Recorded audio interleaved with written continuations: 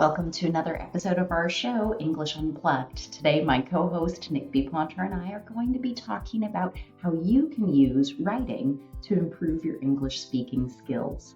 But before we get started today, don't forget to like, share, and subscribe this video and leave us a comment that helps our channel grow and get out our learning tips and motivation out to other learners like you.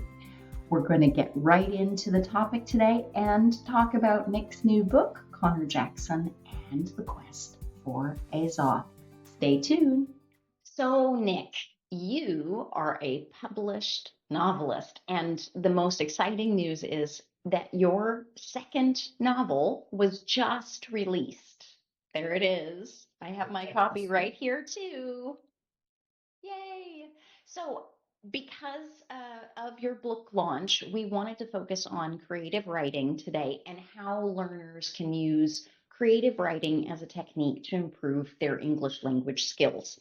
So, the first question I have for you, Nick, as a published author and as a English trainer here, is why is creative writing or writing in general really important for English learners to improve their skills? Can you share your thoughts on this for us? Yeah, very much so. I'm going to take off my creative and fantasy head. And as we're both corporate English trainers working in companies, and we don't write about the world of moles, I'll stick to the corporate world for the moment. So normal writing. I think it's very important, writing skills. I know we live in the world of AI and digital or internet-based translation tools, which a lot of people use, and I agree with doing it. However, I would like to make the difference between learning and working. And if we want to learn a language, obviously we learn by speaking, we learn by reading, we learn by listening. You can also learn by writing, because writing is much different to speaking. With speaking, you start a sentence, finish a sentence, you have ums and ahs, you repeat words, and that's okay when you're speaking. It's completely natural to do something like that. That's what we do, but you would never write it like that. And when you write, whether it's by hand or whether you're typing, you have to concentrate more. And you think about the structure, you think about the grammar. And I believe that by writing, even if it's only for practice and you're not really doing it for a practical meaning, then I think it really is an excellent tool for helping learning the language, in particular the structure of the language. So that's my take on it. Britt, what's your experience in the academic and corporate world? Well, very similar to yours, Nick, actually. The writing and the writing process is really near and dear to my heart. I've been teaching a course here at the local university called Academic Writing for Business Research, and I help prepare the students to write their master's thesis in English. And I also do freelance editing for books and art catalogs, and I'm also a published author. I haven't published a book yet, that's still on my bucket list, but I have been published in magazines. And there's something really special about what writing does in your brain. And I think as a speaker, the biggest complaint I hear from my students is I lose my confidence when I'm speaking because I can't remember the vocabulary. Yeah. And when you're speaking, you're under a lot of pressure. You're under the gun, as we say in English. And when your brain is under that kind of pressure, it's very, very easy for your mind to go blank, and you don't actually have the ability to remember the vocabulary that's locked away somewhere in your mind.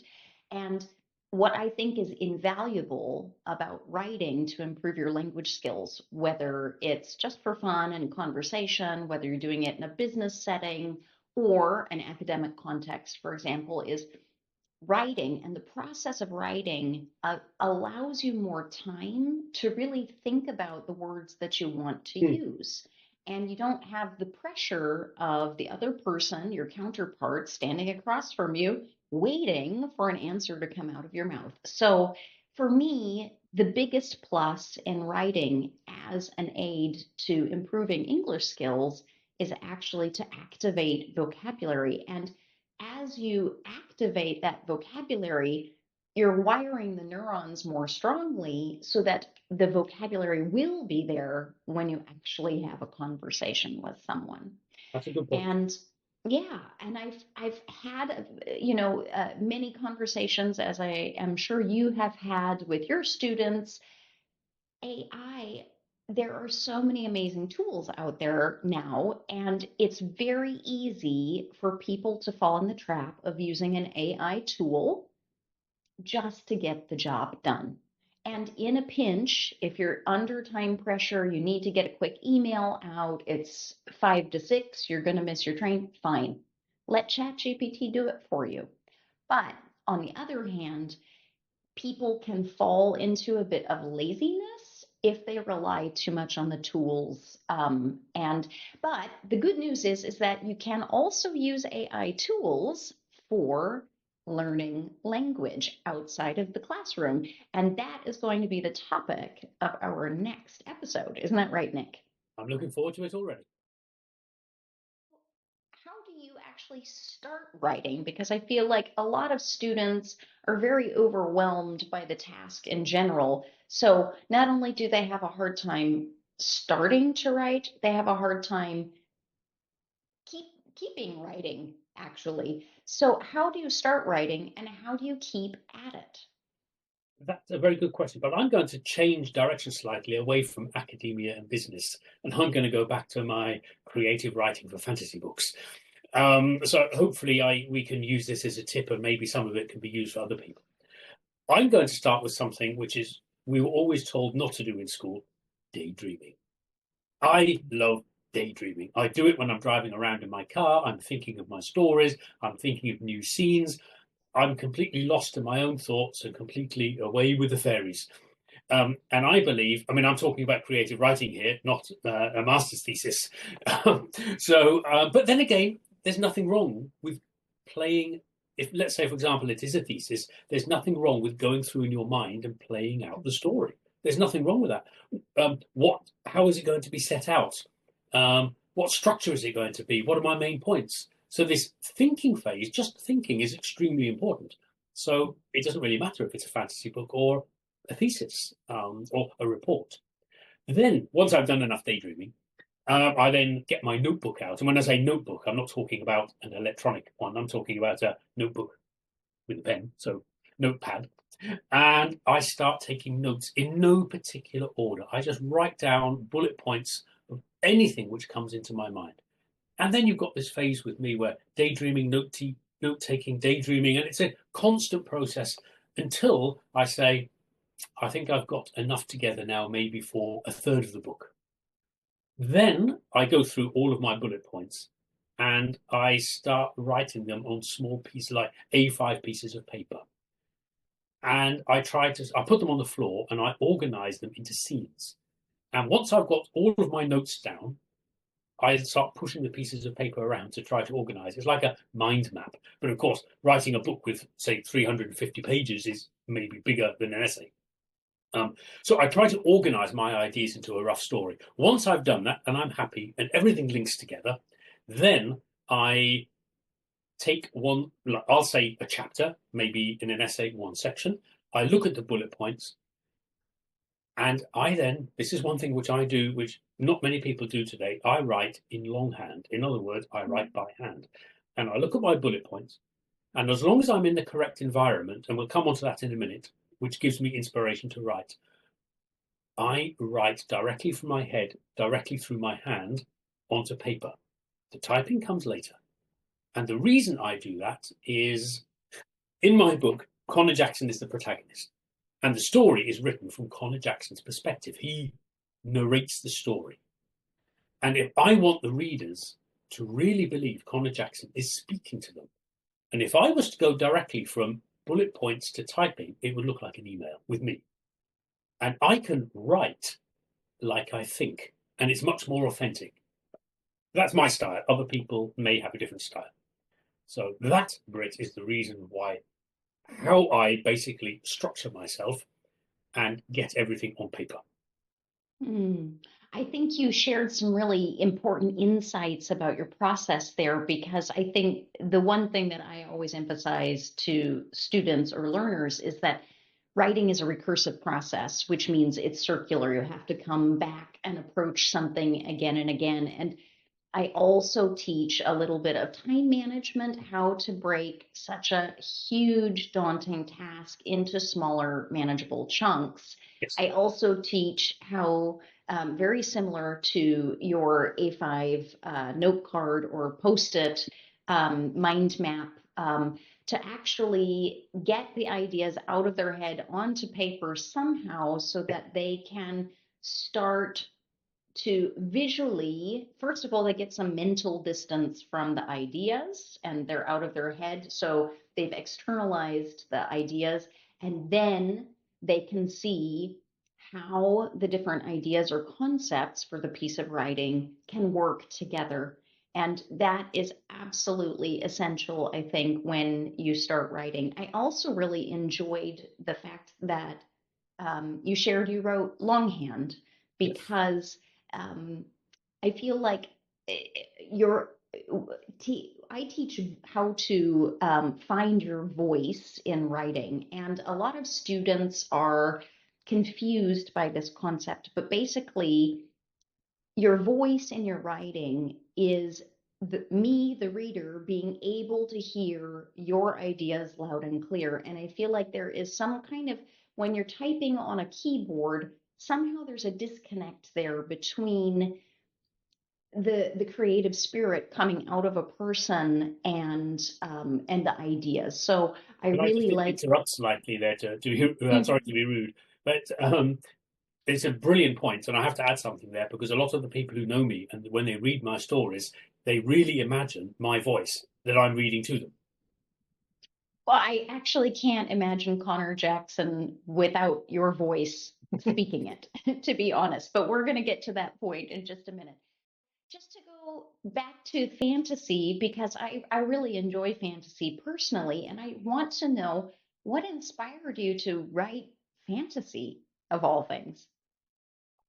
It's very quite difficult to actually describe. It was a very spontaneous decision, like a lot of things in my life often are.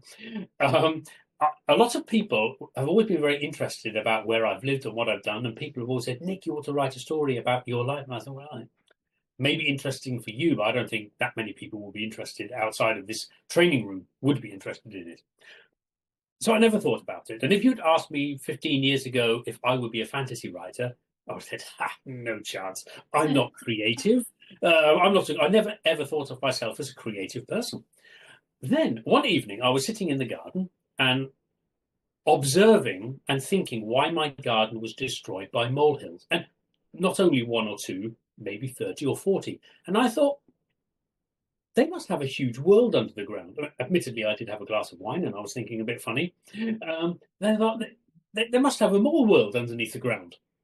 And then I thought to myself, that would be a funny story, more world, yeah.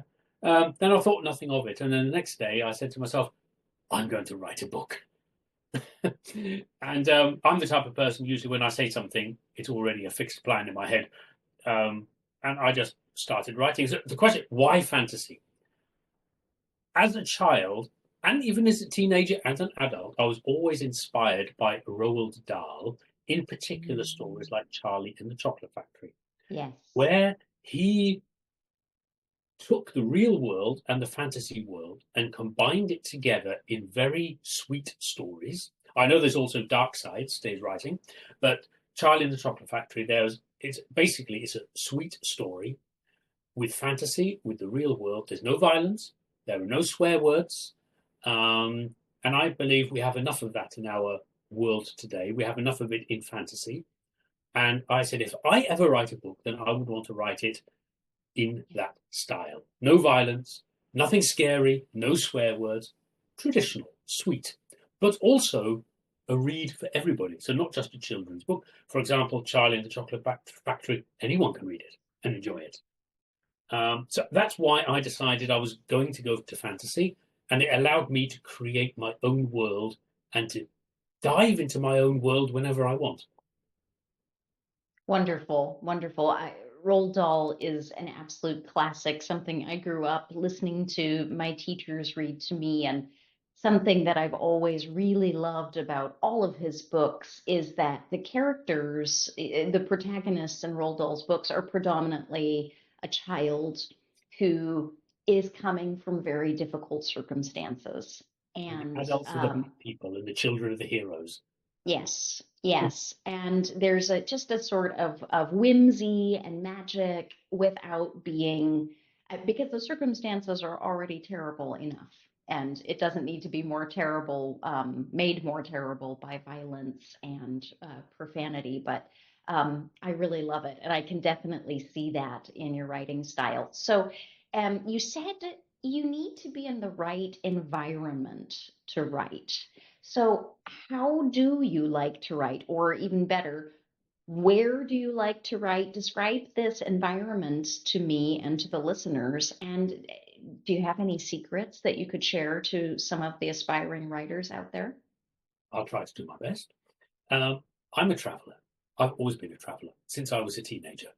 And I combine travelling with writing because when I'm travelling, and I like to solo travel as well, I can completely immerse myself into my own fantasy world.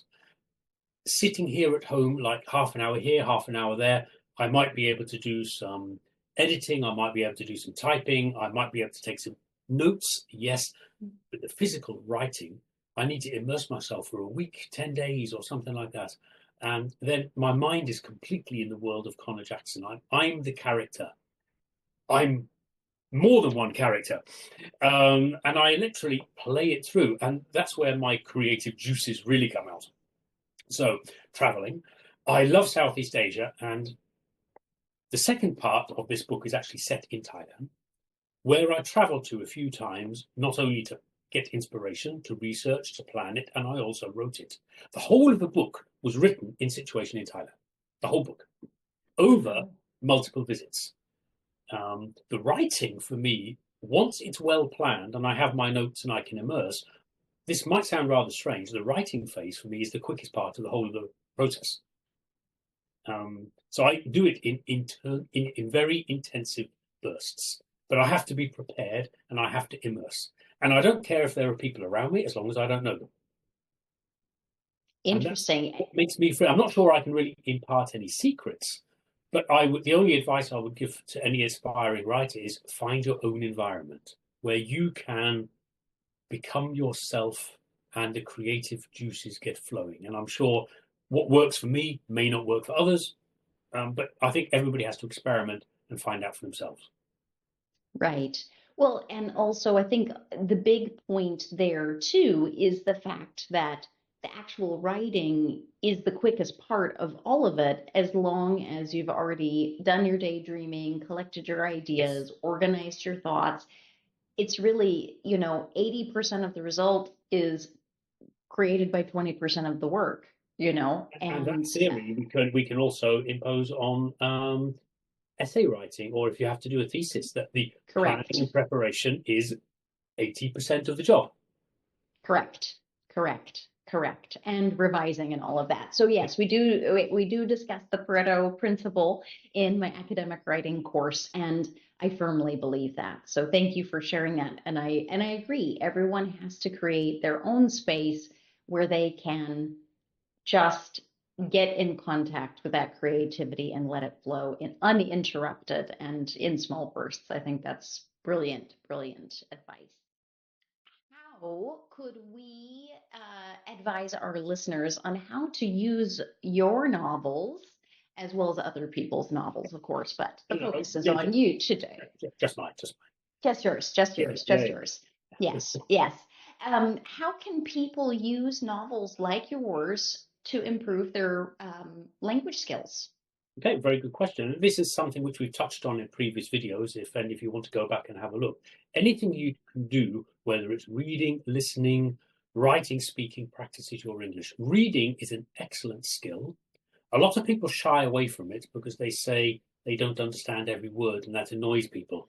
Television is different because you have the pictures to support you. Reading, you don't. You have to create your own pictures.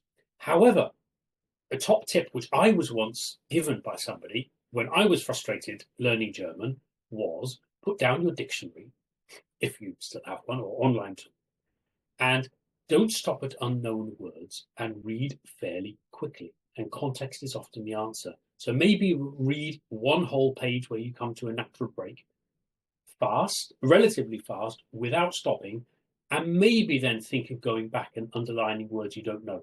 But we're not in school. This is not academic learning. And I believe it's like watching television. The more you listen, the more you get, and the more you read, the more you get as well. And so my advice is, don't be scared of reading. Don't be scared of not understanding everything. Read through. Also, by reading books like mine, maybe it inspires people out there to write as well. Write for fun. Write because you enjoy writing. It's like people who play the guitar. We can't all be Metallica live on stage. Play the guitar because you like to play the guitar. And writing, we can't all be published authors and be J.K. Rowling. Write because you enjoy it. That's my advice. Wonderful. Wonderful. Yeah, so much learning takes place, I think, in absorbing the context, just like you said, and news programs, the radio, driving in the car. There are a lot of times we won't be able to look up a word that we don't know. And I really believe, too, people learn by immersion. So even if you're not actively linking a word to a word in your native language, your brain is still absorbing the information and building connections through context. So I think that that's absolutely brilliant. So where can the audience get a copy of your new book, Nick? Okay. I will split this up into two areas. Let's say you live in Germany. I live in Bielefeld. If you live in the local area, drop me a message on social media or something. You can pop by and come and get a signed copy. If you live a little bit further away, like, let's say, European Union, I can sign a copy and send it in the post. Also possible. Alternatively, you can go to any bookshop where the book will be listed. It doesn't mean to say the book will be in the bookshop, but you can order it from any bookshop because it has an ISBN number. Alternatively, my publisher, Pegasus Publishers, has also got an online shop in the UK. It can be ordered directly from there. And wonderful. Other online shops as well. But I would Wonderful. say, come to me, support your local bookshops if possible. Even if you have to wait a few days to get it, let's support them. Yes, yes, yes, yes, definitely, especially the small local bookshops. We need to support them for sure. Okay, so that means if people want to order from you, if they're in Germany or the European Union, they can contact you on social media. All of our details are in the description box below. Please feel free to send us a direct message or comment on the video. That also helps us too. And Nick will be happy to get you your own signed copy of the book. Perfect, Nick. Thanks. Okay, Nick, let's talk about the books now. So first, tell me about the main character of the books, Connor Jackson. Who is he? What makes him special? And also what makes him such a relatable character for the readers? Again, top question. Connor Jackson, as you can see on the front cover of the book, is actually a rather normal person. He's a civil servant. And What's a civil servant? Sorry, just for the listeners out there. What's a civil servant? Civil servant is somebody who maybe works for the government in like an administrative role. Okay. Mm-hmm. So like a public worker. Mm-hmm. And he is a reliable person. He's a planner. He's a thinker. There's nothing really special about his character. Some people might call him a rather boring person who just goes to work, goes home, doesn't appear to have any hobbies. He's just an ordinary person. Why is he relatable? Maybe because he's just normal. It's the other characters in the book which are more interesting. But for me, Connor Jackson is the main pillar which goes through the story in a straight line, like his character. The fun is around him. So he's not an action hero or anything like that, but he gets the job done. So that's what Connor Jackson is all about. Just normal. Just normal. Yeah. Wonderful. We need more normality in this world. I firmly believe that. So before we explore the second book, just give us a brief run through about what the first book is about. Okay. The This first book is about the secret world of moles. Most people believe moles to be blind and dig unwanted tunnels and leave their mounds in our garden. The second part is correct. The first part, they're definitely not blind. And there's a secret world below the ground, which sometimes mirrors the world we have above. Have you ever, Britt, put your socks in the washing machine and you haven't got all of them back? Yes. The answer to this riddle lies in my book. Have you ever wondered when you drive along the road and there's a shoe lying there in a pair of trousers? Who would leave a shoe? Who would leave a pair of trousers? The answer's in my book. Now, the world in my story, the real world, happens above, and the fantasy world is below the ground. The moles Mm. actually administer the world on the surface. And we, as either humans or cats or dogs or pigs, we all have assignments. And an assignment is like our life. When our life is over, we pass back into the world below the surface. But I don't describe death. I don't use the word death. It's all done in a very playful way. And the moles administer our memories. This is Professor Wingnut's memory, which is the key to the whole story. Professor Wingnut has secrets, and the nasty people in the story want to steal his memory and get what's inside. Without going into too much detail, but it's the story of how Connor Jackson inadvertently came into possession of Professor Wingnut's memory, which is actually depicted on the front cover of how he found it, and how Connor Jackson ended up in the world below the ground, his adventures there, and his escape. Ooh, And that's pretty that's much what book was. There's a lot more to it with many characters, but you asked for a quick brief, and there we are. okay. Well, we don't want to spoil too much for the readers out there who haven't read the first book yet. So, but because we're here for the release of your second book, I really want to talk a little bit about that one. It's a little bit bigger, format has changed, and it Yeah. has a really striking cover. Can you Yes. tell me a little bit about this cover? I'm really curious. What is Azoth? And what is the symbol here in the corner? And what do these have to do with the story? Okay. Well, Connor Jackson's adventures in the mole world below the ground start again in book number 2. Book number 2 starts where number 1 finishes off. Hmm. Without wanting to spoil, Connor ends up in a global plot for power. And there's an organization called the Cult of Azoth. They're the nasty people. And the Cult of Azoth wants something. I'm not telling you what it is.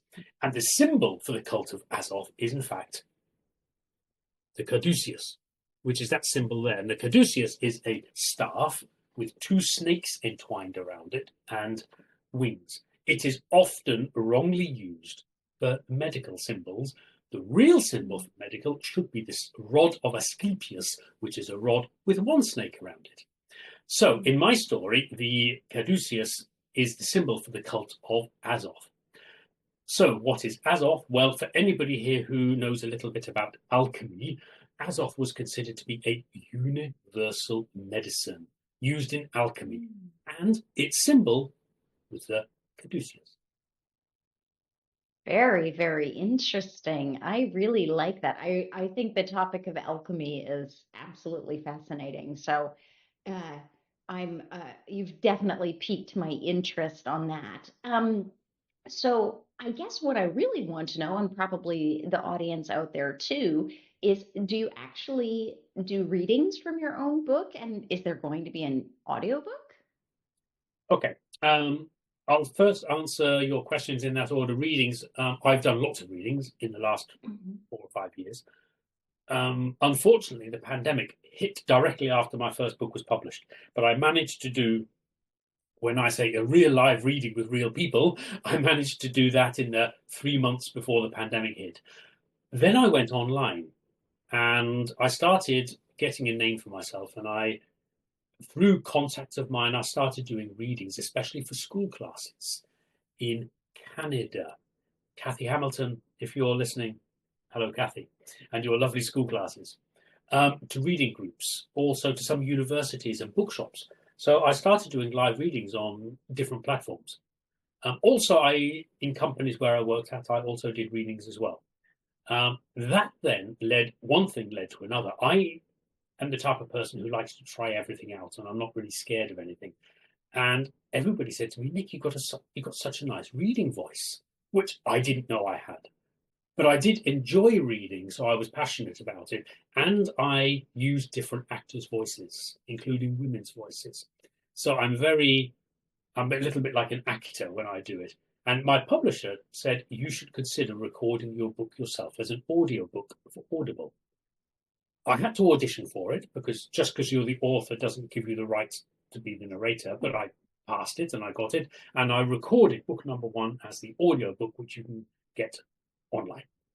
And Wow. It was a challenge. It was a challenge, I have to say, but it was enjoyable, and I learned a huge amount just by doing it. Anybody out there, if anybody would like a reading online, you're sitting in your living room with your family, you have a school class, you have a reading group, doesn't matter. Or if you live in the local area, contact me. Let's see what we can do. We can work something out, and I will be delighted. Yeah, it truly is quite a treat to listen to you read out loud, Nick. And actually, I think that's how you and I met, was while you were promoting your book during the pandemic. And we ran into each other on Instagram, I think. And we've been friends and collaborative partners ever since then. So yeah, it's really exciting to hear you read, and you really do an amazing job on that one. So, speaking of which, how would you like to read something for the audience today? I would be absolutely delighted to. I thought you would say that. So I'm going to read a short passage from chapter 6 of my new book, Connor Jackson and the Quest for Azoth. And chapter 6 is titled Finding Colonel Pickle. So let's go. Glasses on, seatbelts on. Oh, what now? She added, frowning at them. The inventory. I have to take a list of everything in the hut, yawned Sergeant Dawson at them. You look tired, Sergeant. Let me do it for you. Just go home, make a tea, eat some biscuits, and go to bed. It's late, you know, and you still have to write your report, I advised, trying to get rid of him. You're up to something, Mr. Jackson. I'm not stupid, you know, but I just don't know what. Not yet. Anyhow, you can both stay here and be useful, he said, opening the door of the hut. Sergeant Dawson shone his torch in front of him, flashing it around. I nervously followed him, watching the torch beam, hoping he wouldn't find Colonel Pickle. The hut was a complete muddle. The table was on its side, chairs fallen over, crockery and cutlery strewn over the floor. Oh, this is a right mess. Why in heaven's name did they want to steal this hut? Oh, probably for firewood, I replied. Let's just make a quick list and let's go. Why are you in such a hurry, Mr. Jackson? Something to hide? Vanessa prodded me hard in the ribs and whispered, Just shut up, you idiot. He's too suspicious. Do something useful, Mr. Jackson, and please hold my torch so I can see what I am doing, the sergeant said, taking his notebook out of his breast pocket, and then started to list all the items. He was serious when he said listing everything. As I showed the way with his torch, getting more nervous as I knew he would soon uncover Colonel Pickle. Come on, Mr. Jackson, you're not really putting much effort in, are you now? Turn everything over and look everywhere. He was correct, of course, and I was trying to slow things down, knowing I had to be here when he found the Colonel. We looked everywhere, in everything, and under everything. But there was no sign of the Colonel. Well, I think that's it. All listed. Thank you for your help. Sergeant Dawson put his notebook back in his pocket and started to turn around the door when he suddenly stopped. Did you see that? See what? I replied. The pillow. It moved. Surely not, Sergeant. Must have been the torchlight playing with your eyes. But there was no stopping him. Sergeant Dawson picked up the pillow to find a mole in an immaculate military uniform lying on the bed.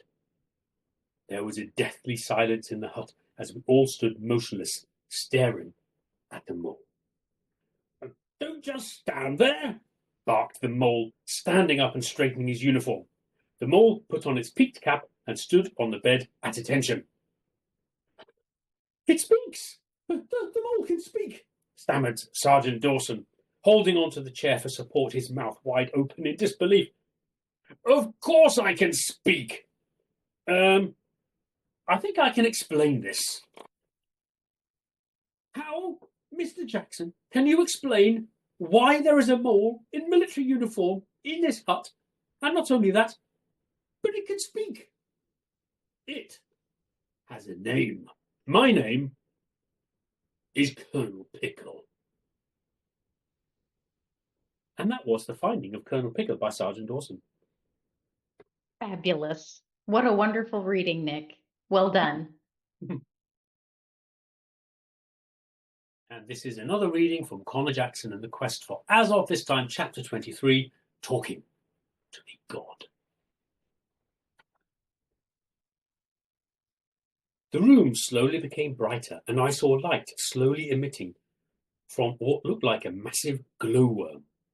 Half of a giant coconut shell was in the centre of the room, and from this a man, using it as a chair, stood up. He was extremely old, wore a grey robe and supported himself with a wooden staff, a snake entwined around it. "Who are you?" I asked him again. "My name is Asclepius." "And you are Connor Jackson," he answered slowly and with a croaky voice showing his immense age. We stared at each other until I broke the silence. "Asclepius, you say? Strange name if you ask me. What's your surname then?"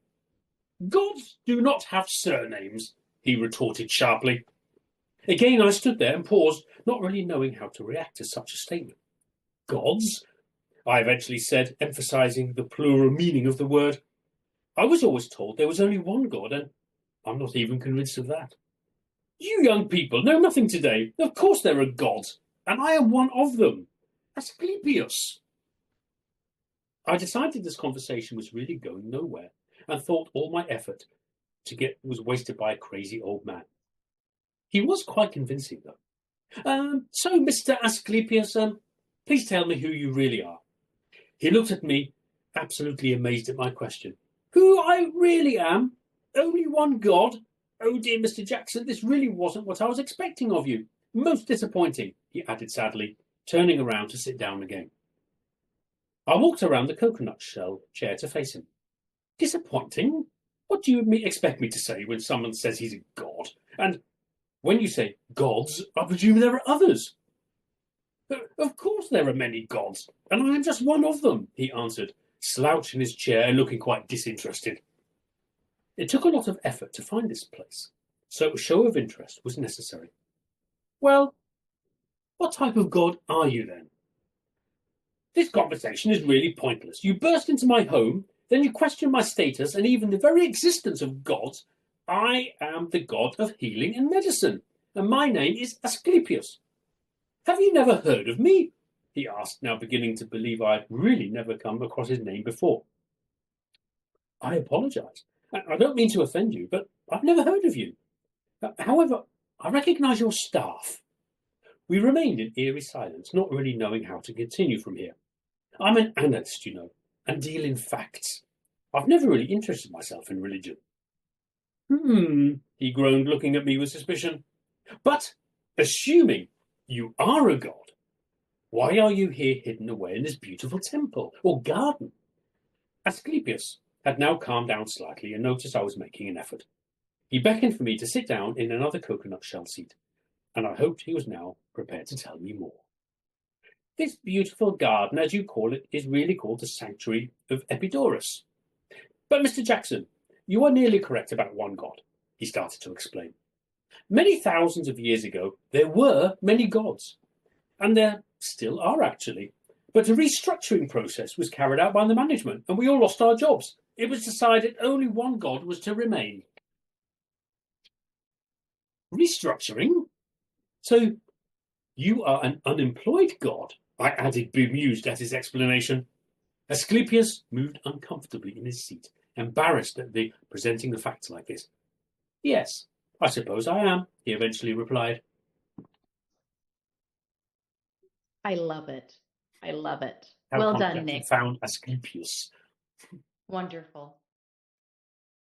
Those were really great readings, Nick. Thanks so much for sharing from your book.